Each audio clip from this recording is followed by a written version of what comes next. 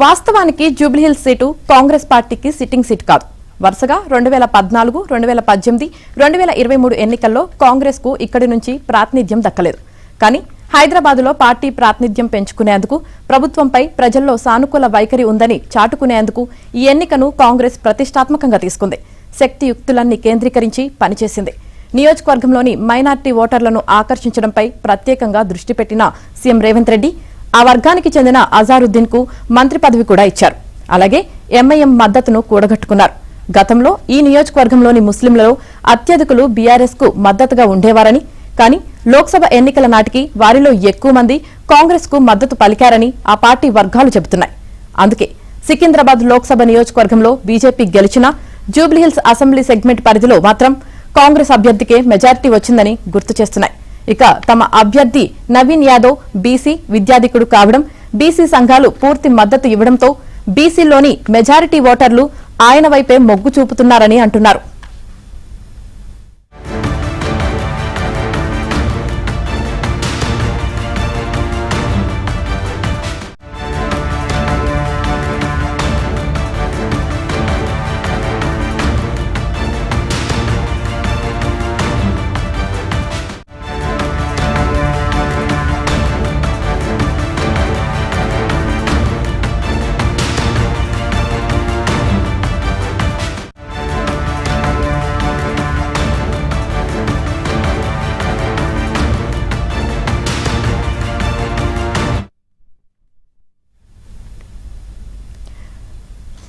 తెలంగాణలో రాజకీయ పార్టీలన్నీ ప్రతిష్టాత్మకంగా భావిస్తున్న జూబ్లీహిల్స్ ఉప ఎన్నిక పోలింగ్ కు సర్వం సిద్దమైంది. అయితే ఎంత శాతం మేర పోలింగ్ నమోదవుతుంది అన్నది ఆసక్తికరంగా మారింది. ఇక దీనికి సంబంధించి పూర్తి సమాచారం తెలియజేయడానికి మా ప్రతినిధులు మణికంఠ అలాగే నవీన్ కూడా సిద్ధంగా ఉన్నారు. మణికంఠ, ముందుగా మీరు చెప్పండి.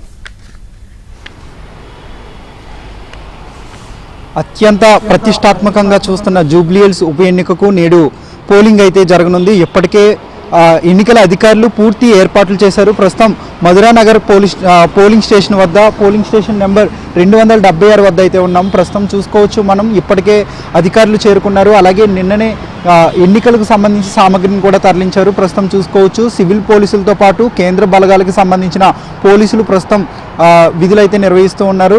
ముఖ్యంగా జూబ్లీహిల్స్ నియోజకవర్గానికి సంబంధించి 4 లక్షల మంది ఓటర్లు అయితే ఉన్నారు. ఈ 4 లక్షల మందిలో ఎంతమంది ఓట్లు వేస్తారనేది ప్రస్తుతం ఆసక్తిగా మారిందని చెప్పుకోవచ్చు. మీరు అన్నట్టుగానే సుమారుగా 2009లో 77% ఓట్ల శాతం, ఇక్కడ పోలింగ్ శాతం అయితే నమోదైంది. అలాగే 2014లో 50% నమోదైంది. 2018లో 45.59% నమోదు కాగా 2023లో 48% ఓటింగ్ శాతం అయితే నమోదైంది. ప్రస్తుతం ఈ ఓట్లు ఇప్పుడు 2025 ఉప ఎన్నికల్లో ఎంత శాతం ఓట్ల శాతం నమోదవుతుందనేది ప్రస్తుతం ఆసక్తిగా మారిందని చెప్పుకోవచ్చు. ఎందుకంటే ఏడాదికి కూడా ఓట్ల శాతం తగ్గుతూ వస్తుంది ఇక్కడ జూబ్లీహిల్స్ నియోజకవర్గానికి సంబంధించి.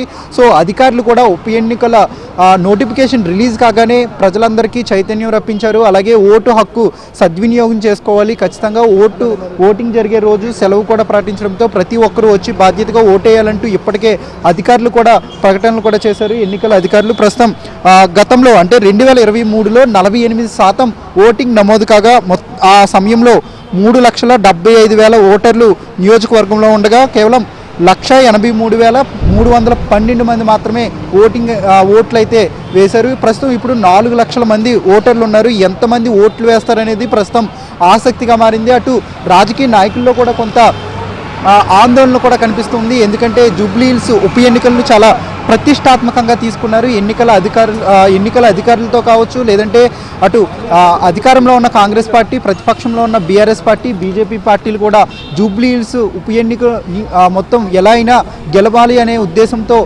గత వారం రోజుల నుంచి కూడా వాళ్ళు విస్తృతంగా ప్రచారం నిర్వహించారు, సభలు నిర్వహించారు. సో ఎట్టకేలకు ఈరోజు అయితే తుది అంకానికి చేరుకుందని చెప్పుకోవచ్చు. చూసుకోవచ్చు మన విజువల్స్లో ఇప్పటికే మాక్ పోలింగ్ నిర్వహించారు.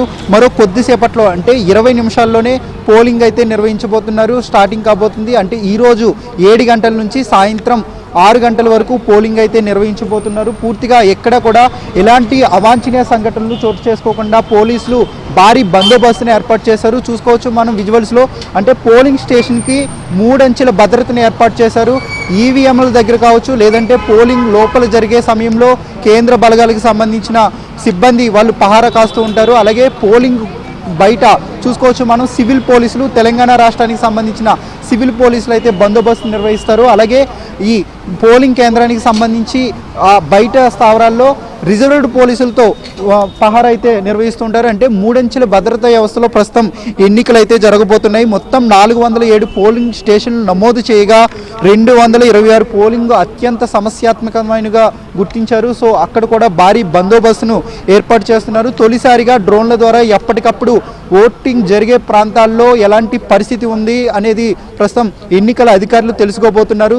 139 కేంద్రాల వద్ద 139 డ్రోన్లతో ఎప్పటికప్పుడు సమాచారాన్ని అధికారులు అయితే తెలుసుకోబోతున్నారు. అక్కడ పరిస్థితి ఏ విధంగా ఉంది, అలాగే ఓట్లు వేయడానికి ఎంతమంది వస్తున్నారు, అలాగే అక్కడ రద్దీ ఏమైనా ఉందా అనేది కూడా, ఏమైనా భద్రతా ఇబ్బందులు ఉన్నాయనేది ఎప్పటికప్పుడు డ్రోన్ల ద్వారా మానిటరింగ్ చేసేందుకు ఎన్నికల అధికారులు అయితే సిద్ధమయ్యారు. అలాగే సీసీ కెమెరాలను కూడా ఇప్పటికే ఏర్పాటు చేశారు. ఎక్కడైతే ఎన్నికలు జరగబోతున్నాయో ఆ పరిసర ప్రాంతాలతో పాటు పోలింగ్ కేంద్రాలకు వచ్చే పరిసర ప్రాంతాల్లో కూడా ఇప్పటికే ఎన్నికల అధికారులు సీసీ కెమెరాలను అమర్చారు. సో వీటి ఆధారంగా ఎప్పటికప్పుడు పరిస్థితిని ఉన్నతాధికారులు తెలుసుకోబోతున్నారు. అలాగే ఇక్కడ పోలింగ్కి వచ్చే వాళ్ళకి ఏమైనా ఇబ్బందులు ఉన్నాయని కూడా ప్రస్తుతం అధికారులు అయితే ఎప్పటికప్పుడు అంచనా వేస్తూ వాళ్ళంతా చర్యలు తీసుకోబోతున్నట్లుగా కూడా తెలుస్తుంది. మొత్తం 45 ఫ్లయింగ్ స్క్వాడ్లను ఏర్పాటు చేశారు. చూసుకోవచ్చు విజువల్స్లో మనం. ఎవరైతే ఓటింగ్ వచ్చే వాళ్ళు ఉన్నారో వాళ్ళకి ఎలాంటి ఇబ్బందులు లేకుండా బయట వాటర్ని ఏర్పాటు చేశారు. అలాగే వృద్ధుల కోసం ఇప్పటికే వాళ్ళకి వీల్ చైర్లు కూడా ఏర్పాటు చేశారు. అలాగే పోలింగ్ స్టేషన్లు సమీపంలో ఉన్నాయని తెలుసుకోవడానికి అధికారులు ఇటు నియోజకవర్గంలో ఉన్న ఓటర్లందరికీ కూడా వాళ్ళు ఎక్కడ ఎంత దూరంలో ఓటు కేంద్రం ఉందని కూడా వాళ్ళకి విస్తృతంగా ఇప్పటికే తెలిసిన నేపథ్యంలో మరికొద్దిసేపట్లో అధికారులు ఎవరైతే ఓటర్లు ఉంటారో వాళ్ళంతా ఓటు హక్కును వినియోగించుకొని ఈ ఏడాది ఇప్పుడు ప్రస్తుతం అంటే జూబ్లీ హిల్స్ ఉప ఎన్నికకు సంబంధించి 58 మంది అభ్యర్థులు పోటీలో ఉన్నారు. ముఖ్యంగా ప్రధానంగా 2 పార్టీలు అయితే పోటీలో ఎక్కువగా ఉన్నాయి. ప్రస్తుతం బీఆర్ఎస్ నుంచి మాగంటి సునీత, అలాగే కాంగ్రెస్ నుంచి నవీన్ యాదవ్, అలాగే బీజేపీ నుంచి లంకల దీపక్ రెడ్డి. సో ఈ 3 అభ్యర్థుల మధ్య ఎక్కువగా పోటీ ఉన్నట్లుగా కూడా తెలుస్తుంది. మరి జూబ్లీ హిల్స్ నియోజకవర్గ ప్రజలు ఎటువైపు నిలుస్తారు, ఎవరిని గెలిపిస్తారనేది ప్రస్తుతం నేడు ఓట్లలో తేలనుంది. ప్రస్తుతం అధికారులు కూడా చూసుకోవచ్చు అన్ని విధాలా కూడా ఎక్కడికక్కడ చాలా బందోబస్తు నిర్వహిస్తూ ఉన్నారు. అలాగే భద్రతా పరంగా ఎలాంటి లోపాలు జరగకుండా, ఎలాంటి సమస్యలు తలెత్తకుండా అన్ని విధాల సివిల్ పోలీసులతో పాటు కేంద్ర బలగాలకు సంబంధించిన పోలీసులు ప్రస్తుతం అన్ని ఏర్పాట్లు చేసినట్లుగా కూడా తెలిసింది. మొత్తం జూబ్లీ హిల్స్ ఉప ఎన్నికలకు సంబంధించి 4 లక్షల మంది ఓటర్లు అయితే ఉన్నారు. గత 2023లో కేవలం 3,75,000 మంది ఓటర్లు ఉండగా ఆ సంఖ్య ఇప్పుడు 4 లక్షలకు చేరుకుంది.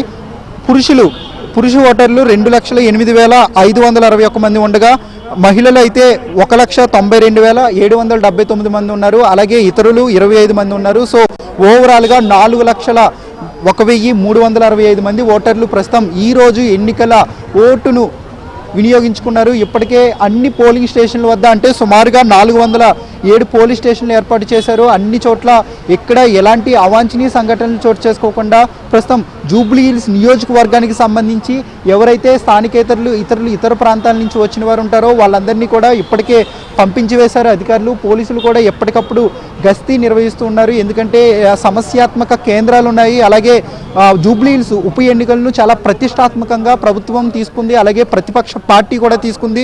సో ఎలాంటి చిన్న ఇన్సిడెంట్లకు కూడా అవి చోటు చేసుకోకుండా అన్ని విధాల అధికారులు అయితే ఏర్పాట్లు చేశారు. మనం చూసుకోవచ్చు విజువల్స్లో కూడా భద్రతా సంబంధించి అధికారులు వాళ్ళు ఉన్నతాధికారులకు అలాగే మాక్ పోలింగ్ సంబంధించి అన్ని విధాల ఏర్పాట్లు చేసిన దృశ్యాలను కూడా చూసుకోవచ్చు.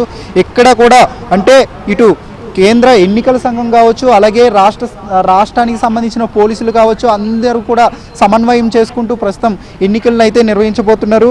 అలాగే ఇప్పటి వరకు ఈ ఎన్నికలకు సంబంధించి 3,50,00,000 రూపాయలను అయితే పోలీసులు స్వాధీనం చేసుకున్నారు. అలాగే ఇప్పటికే ఎన్నికలకు సంబంధించి 103 బ్యాలెట్ ఓట్లు అయితే పోలయ్యాయి. మరికొద్ది సేపట్లోనే అంటే 15 నిమిషాల్లోనే ఎన్నికలు అయితే ఓటింగ్ అయితే ప్రారంభం కానుంది. ఇప్పటికే ఓట్లు వేసేందుకు ఓటింగ్ సెంటర్కి అయితే తరలి